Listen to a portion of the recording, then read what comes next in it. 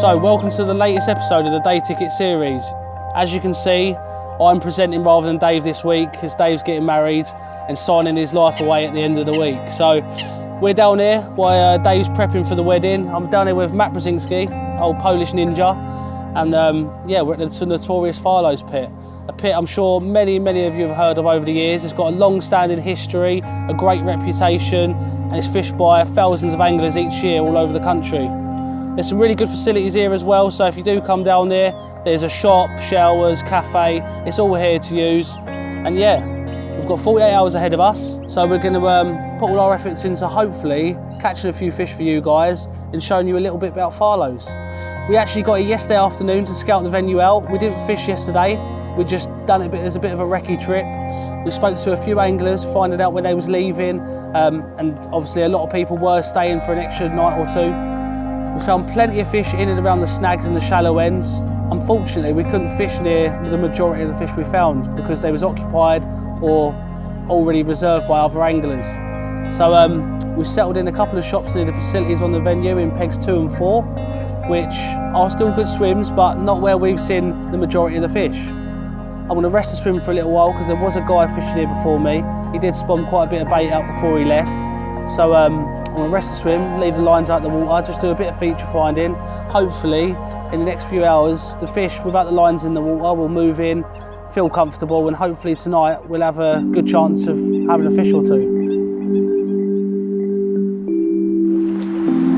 So, luck would have it, we've picked the best weekend of the year to go filming. It's absolutely chucking it now, just how we like it. I mean, it's good for the fishing, but filming, it's not ideal, is it? Far from ideal.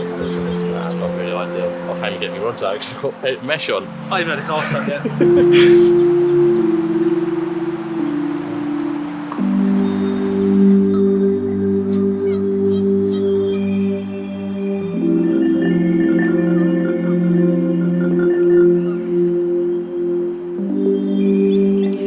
So finally we've had a nice break in the weather. We had a good hour or so of rain earlier. I had to retreat to the bivvy and wait to cast out because, as you can see, I'm only in shorts and a jumper. I haven't come prepared for this weather. So I've had a marker up in the swim. I've had a nice gully at 23.5 wraps. I'm going to have a few more casts around the island, see if we can find a second spot. But if not, I think I'm going to fish 3 rods on this spot for the night. I'm going to bait up with a throwing stick so I don't cause much more disturbance because I've had a good few casts in the swim.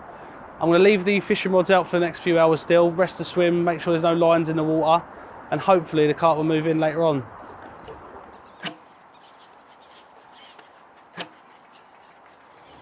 Well, as Jake was saying, we camped out last night in a car park because it was really busy, we couldn't find no swims. And yeah, spoke to a few mateys that were leaving today and we managed to get into a few decent swims. Jake's gone in 2, I've gone in 4. I've got a lot of good features to fish for. Right now I'm on my left-hander is under an overhanging willow.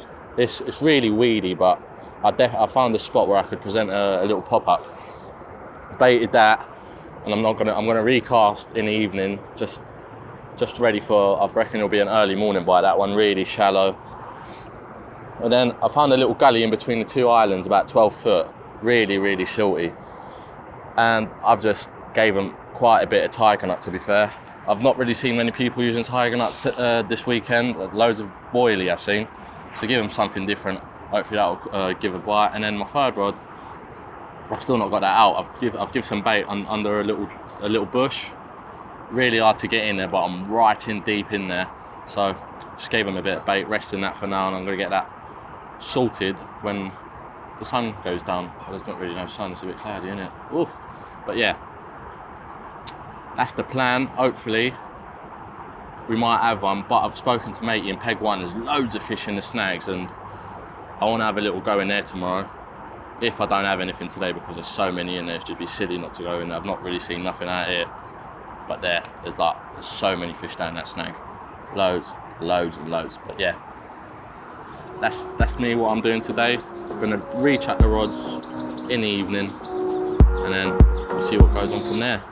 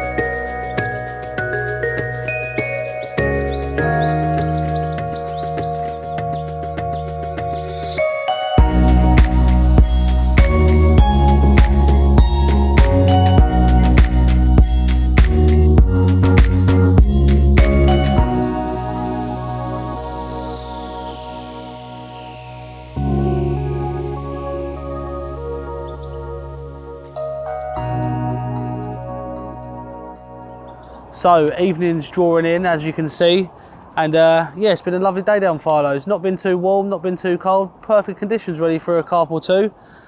I haven't had the rods out for very long, about an hour. I've rested the swim from 10 o'clock this morning till 5:30, 6.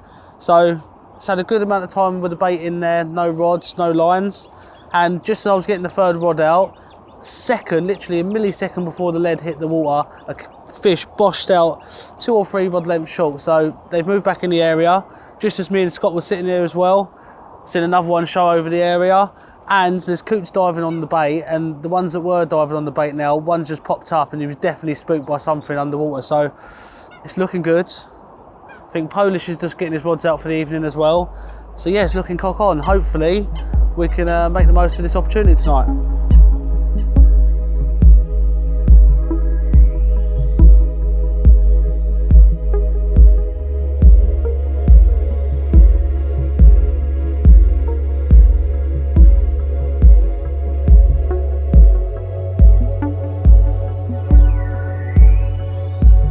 So, good morning. I was just laying there in my bed thinking, it's got to happen sooner or later. There was fish showing over the spot. We've had an absolute one-noter. Quite a long way out, so 80, 85, 86 yards. And took a good 10 yards of line on the take. So, I was quick on the rod because I didn't want it to kite right around the island. And yeah, we got our first bite. Let's hope we get it in the net.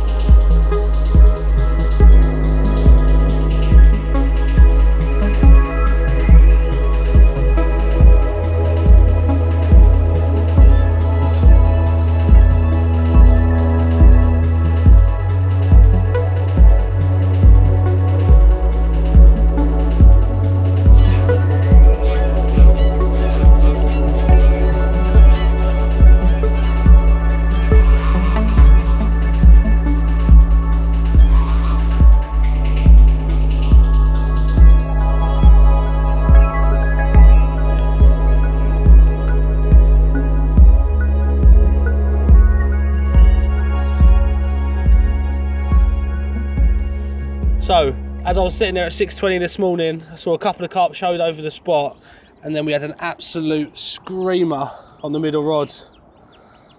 Beautiful stocky, probably upper double, maybe a low 20, but probably an upper double. But yeah, that'll do for the start. Beautiful fish.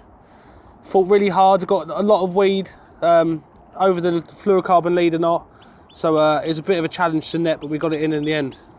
Hopefully, it's the start of a few more. Got the rods back out, load of more bait on the spot, and yeah, we'll keep on plugging away.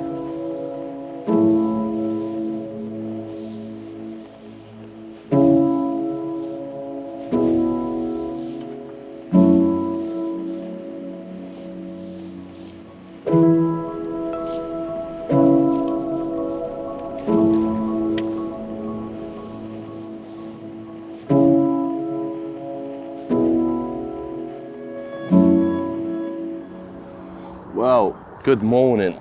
It's about 7:30, and last night I did lose one. I was playing it for about a minute. My middle hand, the one you could see, the one I pumped through to the willow, that went off just 30 minutes after dark, and I lost it. Played it for about a minute. There was a trailer off the tree as well, which I guess that didn't help. But yeah, not seeing anything this morning. There's a lot of people turning up. People want to get in the swim, and I want to get into peg 1. So I'm going to be here till about mid-afternoon, and Geezer and peg 1's packing up, so I'm going to get in there straight away. So yeah, rods are in place perfectly. No point of me recasting them this morning. I know if a fish comes over it, it's perfectly presented. So if I see anything, might change up, but for the last few hours I got in here, rods are just staying still, not moving them at all. So let's see what happens in the next few hours. If you see me again, I've either moved or I've caught one. So here's the rig that we caught that fish on earlier. It's quite easy to tie once you know how. I've got the fluorocarbon boom section, which at the leg clip end is crimped. That's just for neatness, and I've never had them slip, so I've got confidence in them.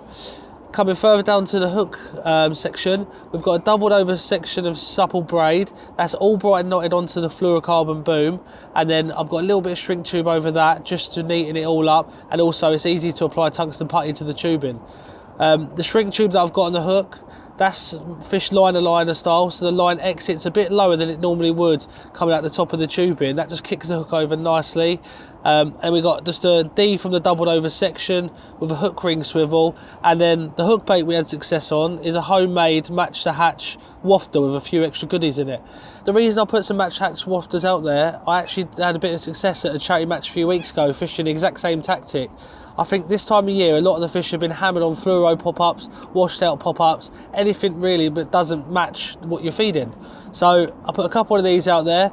I had a fish on one of them. I've got a fluoro yellow pop-up as well. That's yet to go, so I think I'm going to give it another few hours. If that rod doesn't do anything, I'm going to switch that over to the match the hatches as well. So yeah, that's what's doing the trick for me at the moment.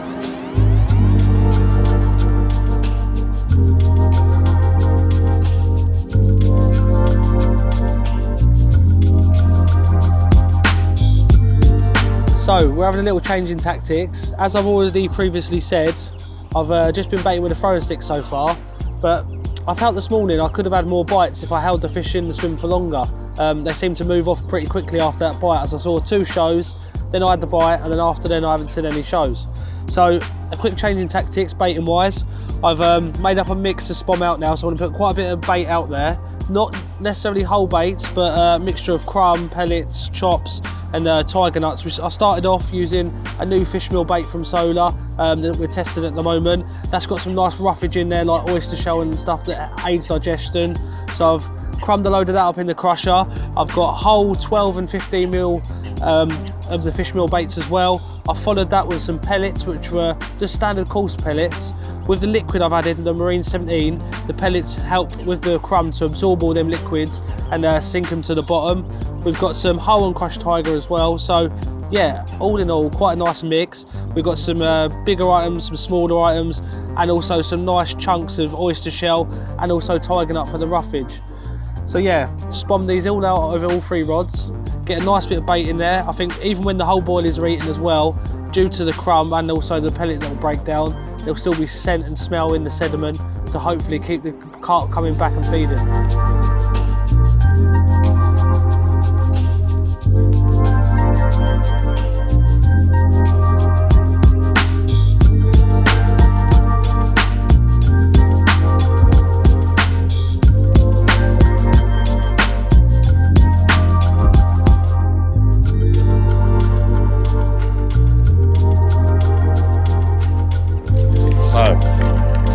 It's gone 12 o'clock now. Matey packing up now, the swim I wanted to get in. Oh, dirty reed bed. Yeah, so 2 nice lads from Liverpool are coming in behind me. I've not had nothing. I've gone and put some bait in them snags. There's so many, well, there's quite a good few fish in there. It's the swim I really wanted to get in as soon as we come here, but it was taken. Now I've got the chance to fish it. I reckon get the bait pole out there.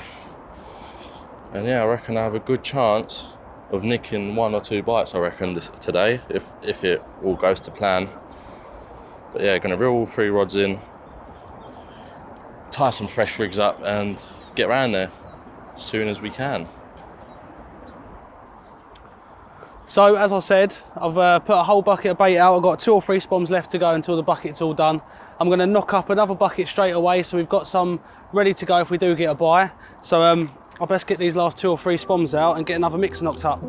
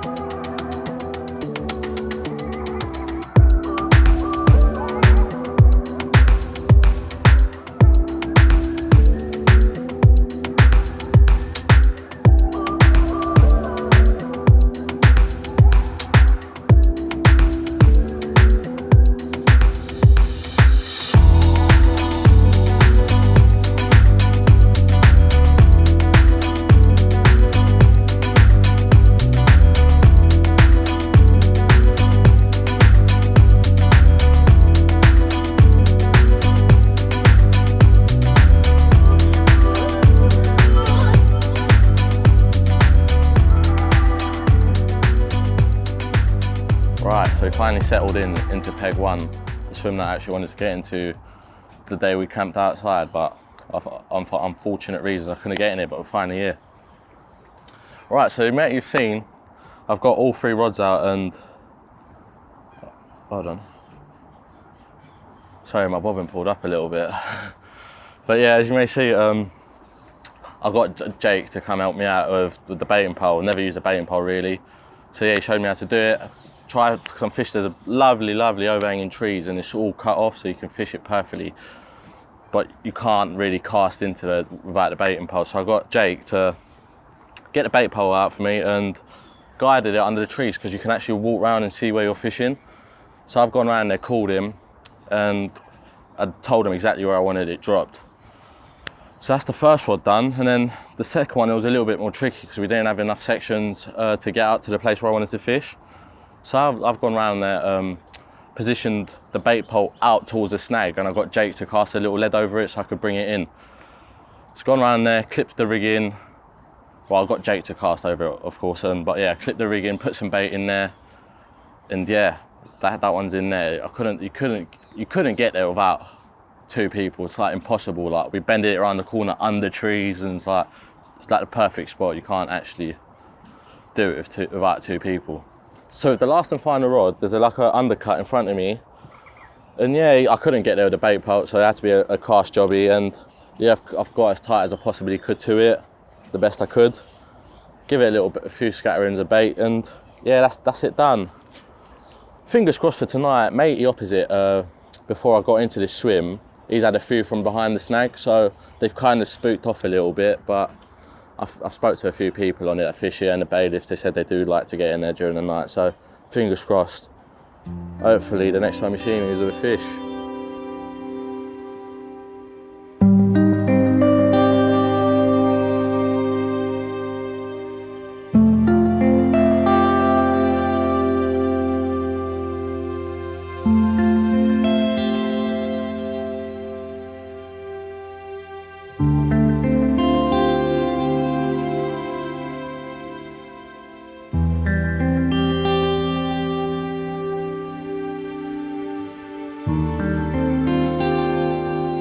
So last night I pretty much stuck to my guns. I changed 1 rod over because the other 2 had been recast during the day. I had a fish on one and the other one I recast as well. So I just had 1 rod I wanted to recast that I wasn't happy with.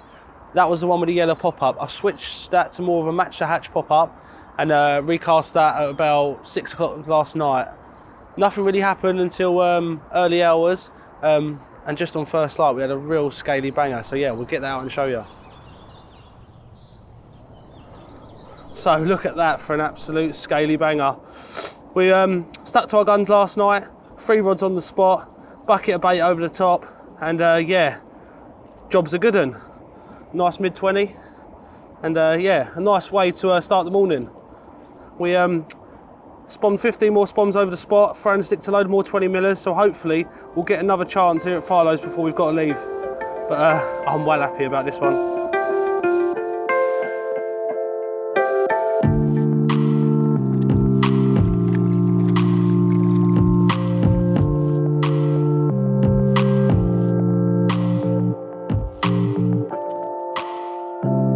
Well, it's the final morning now, and I've not had nothing. I've been looking, and I think since Matey's had the fish before I got into the swim on the other side, that they've not been back into the snag, so it doesn't really look good this morning for my swim. Hopefully when the sun does come up, they might get it back in there, but at the minute I've seen a bit of fizzing in Jake's swim close in, so reeled 1 of the rods in, and gonna get a rod on it just quickly for a couple of hours, see what happens, try and nick a bite.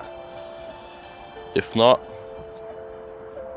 I've gave it my best shot, I did what I could do best, and yeah, we'll just give it the last cast, and hopefully I can try and nick one out of Jake's swim.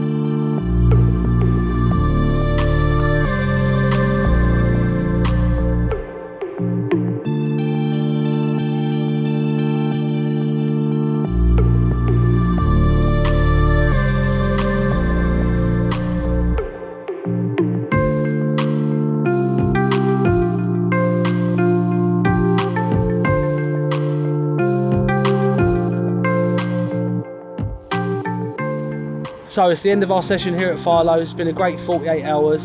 Unfortunately, we haven't had loads of fish, but 2 bites between us is good going considering what's been coming out. We've worked well as a team. We've helped find spots in the edge for one another, helped spot fish in each other's swims, and working together as a team can pay dividends at these types of venues. So yeah, you had a good time, matey? I had a great time. I didn't manage to nick none, but Jake's had a good couple, lovely ones.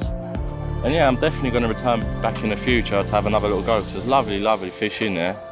But yeah. Unfortunately, it's just part and parcel of fishing day ticket venues. Sometimes they can be tricky. But yeah, I've enjoyed myself, and until next time, we'll see you later.